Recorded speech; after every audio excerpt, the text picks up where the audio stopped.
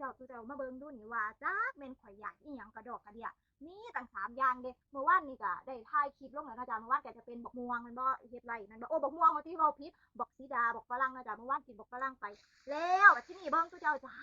นี่บักคออันปกติเนาะจ๊ะมันเต็มถุงนี่เลยเด้ทุกคนจ๋าแล้วบัดทีนี้เนาะจ๊ะแบ่งให้พ่อแล้วไปไกลเพิ่มพุ่นล่ะข่อยกินบ่เบิดจักแม่นอยากมาแต่ไสจักเบิ่งดูเจ้าไปเห็นบักม่วงนะจ๊ะ เห็นบักม่วงก็ซื้อมาไว้เพราะว่าช่วงนี้เจ้าของสิบ่ได้ออกไปเฮ็ดงานนอกบ้านแล้วมันบ่จ้ะก็เลยซื้อมาไว้แล้วก็สิเก็บไว้กินหลายๆมื้อเนาะจ้ะก่อนอื่นเนาะจ้ะก่อนที่ว่าเฮาสิมากินเฮาก็สิมาทำการเฮ็ดความยากเขาเนาะจ้ะมาแกะบักข้อนี่แกะไว้แล้วหน่วยนึงได้แล้วหน่วยนึงเนาะจ้ะแม่ตู่เจ้าว่าข่อยสิได้กินง่ายบ่มาทำการแกะบักข้อเอ้าชั่วสิได้กินนี่มันบ่แม่นเรื่องเล่นเด้เนาะจ้ะทุกคนจ้ะบักข้อนั่นที่บ่ข่อยว่าแล้วมันบ่แม่นเรื่องเล่นอีหลีนั่นล่ะตู่เจ้าบักข้อสวยงามค่ะ ขอตัวเจ้าหน่วยงานค่ะเบิ่งดูเอเดี๋ยวขออนุญาตแกะปอกอยากบอกคอกันเด้อจ้าทุกคนจ๋าเอ๋นี่จะละเอ๋จ้า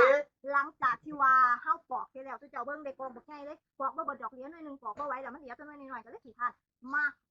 เสร็จแล้วเอ้าดูพริกผงเด้อเอาพริกผงเข้าขัวก่อนเพิ่นยี่ต้นแล้วอุตส่าห์ซื้อมาให้เนาะ เอาอีหลีซะข่อยบ่ค่อยกินจักเที่ยดอกเพราะหยังติเพราะว่ามันแก่ยากมันใช้เวลาโดนเนาะมันบ่คือบักสีดาบ่คือบักม่วงเนาะที่เจ้าปากแตกแล้วก็ซับๆๆก็กินได้เลยเนาะจ้ะอ่ะมาปรุงตามที่เราชอบนะจ๊ะอู้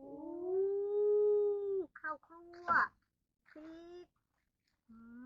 คือหอมแท้งานได้เฮ็ดหยังอยู่หอมแล้วหอมห่วยๆหอมห่วยๆหอมห่วยๆใส่พริกไปนิดนึง นี่เลยใส่เยอะอยู่ไอ้เสร็จแล้วผงนัวกับสิย่ำคือจังบกม่วงแหละเนาะจ้ะแม่นบ่ทุกคนจ้ะข่อยบ่เคยกินอีหลีได้เอาอีหลีเพราะว่ามันส้มแห้งข่อยก็เลยบ่ค่อยกินแต่ว่าสำหรับคนมากินส้มนี่บอกเลยว่าแซ่บบักคักเนาะจ้ะนี่น้ำตาลใส่หลายๆให้มันเหลืองหวานให้มันตัดส้มตัดเปรี้ยวแม่นบ่ล่ะตัดแท้มันส้มแห้งตัดเปรี้ยวตัดขาเดี๋ยวตัดขา แล้วก็จะใส่นี่ เป็นเบาหวานเจ้าก็กินกันแล้วเจ้าเร็วข่อยมาแค่เนาะหน่อยบ่มีไผบวกข่อยมากินรสดีให้ขนัวเลยอย่าทอันนี้ใส่อันนี้ใส่น้ำปลานะจ๊ะอ้าวมาที่นี่เสร็จแล้วนะจ๊ะทุกคนจ๋ามาเรามาโคเร่อุ้ยพูดเป็นกระเทียมกินบ่ไอ้กินน้ำบ่ดูเจ้าหอมเนี่ยมาโซยด้วยกันมาด้วยจ้าผู้ใดมาแล้วมากินยำกระท้อนน้ำกันเพื่อนนี่ยำกระท้อนส้มใส่ดู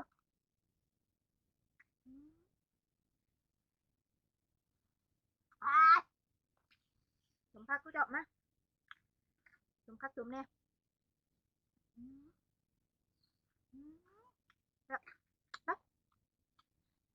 สิก้อนไม่ว่างเหรอ